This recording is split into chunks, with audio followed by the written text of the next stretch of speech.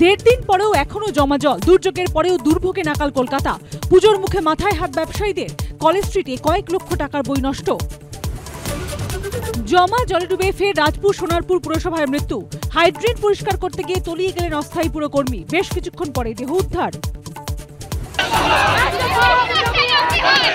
তৃণমূলের শিক্ষা সেলের অনুষ্ঠানে শিক্ষামন্ত্রী আসার আগেই টেট উত্তীর্ণদের বিক্ষোভে অশান্ত বারাসাত, দীর্ঘক্ষণ অবরুদ্ধ যশোর রোড।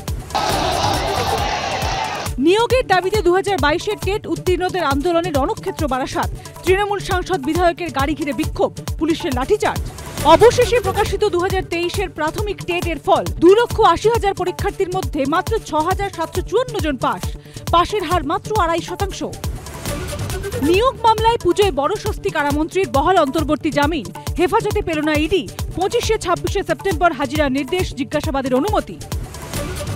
নিমতিতা স্টেশনে তৎকালীন শ্রমমন্ত্রীর উপরে হামলা, বিস্ফোরণ কাণ্ডে 3 অভিযুক্ত বেকসুর খালাস। প্রয়োজনীয় তথ্য প্রমাণে দিতে পারল না এনআইএ। উৎসবের মুখে কেন্দ্রের উপহার, রেলকর্মীদের 78 দিনের বোনাস। প্রধানমন্ত্রীর উপস্থিতিতে কেন্দ্রীয় মন্ত্রিসভার বৈঠকের সিদ্ধান্ত, উপকৃত হবেন প্রায় 11 লক্ষ। পুজোর ফেসবুকে কার কি আপডেট? ফেসবুক সকাল 7:30। শারদোৎসবে সুরে সুরে কথার কেরামতি। পুজোর অ্যাপ দুপুর 1:30। করুক মাথা থিমথিম দিনভর। প্রতিমা থেকে মণ্ডপে নজর কাড়ল কারা? কোন ভাবনায় সেরা শিরোপা পেল কারা? দেখুন শারদ আনন্দ সম্মান দিনভর।